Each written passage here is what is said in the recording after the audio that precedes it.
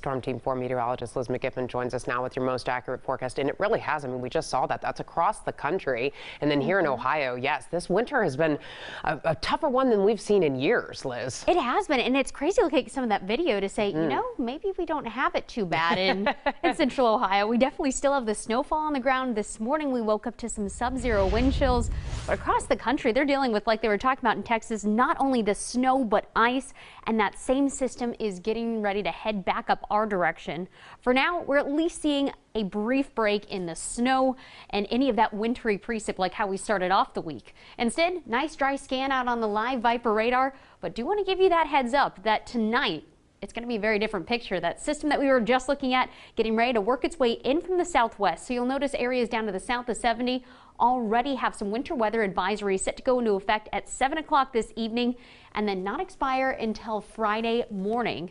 In the meantime, though, again, very different picture being painted for us outside. Window Nation cameras actually showing a gorgeous looking afternoon. We only have a few passing clouds. Otherwise, the big thing we're probably focusing on is all of that leftover snow from earlier this week. You notice lots of snowpack still out there on the grassy surfaces, and while the direct sunlight will help to melt some of that down, the unfortunate part is that with all the cold air in place, as soon as that starts to melt, especially after the sun goes down, it's going to try to turn right back into ice on things like the sidewalks and the roads that we're driving on, especially if they have not been treated.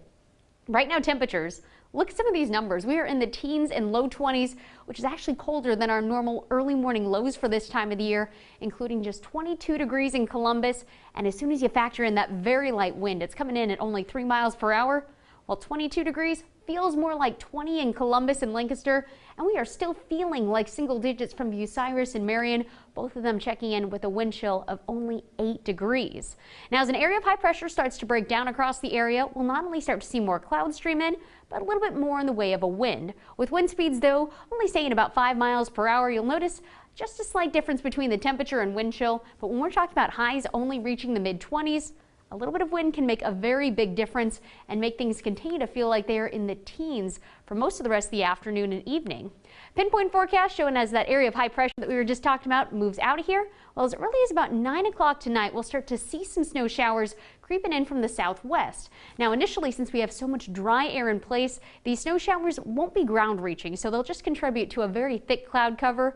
Midnight, though, that'll be where areas south of I-70, including right here in Columbus, start to see a little bit of light snowfall actually sticking to the ground. And of course, the big reason for that is because we have been so cold. And the way that's actually going to help us out is that this go around, we are just expecting light snow showers starting after midnight tonight and continuing on throughout the day on Thursday. The freezing line, so the best chance for that wintry mix, only going to be interacting with that state line by West Virginia. So areas like Piketon and Athens will still be watching closely for that chance for a brief wintry mix. But again, the way that the cold's actually going to help us out will be continuing to just bring along the chance for snow and not ice. Snowfall amounts by first thing tomorrow morning. So during that morning commute, only about ½ an inch or so. And you'll notice despite that longer duration of snow, we're only going to be seeing about 1 to 3 inches of snowfall in total from this event. For the rest of the day, though, Audrey, still very cold. And it really isn't looking like it'll be until about 10 p.m. to midnight that we start to see that snowfall fill in from the south. And like we were just talking about, even though it's a longer duration of snow, not seeing quite as much, bigger concern, unfortunately, probably going to be what's left over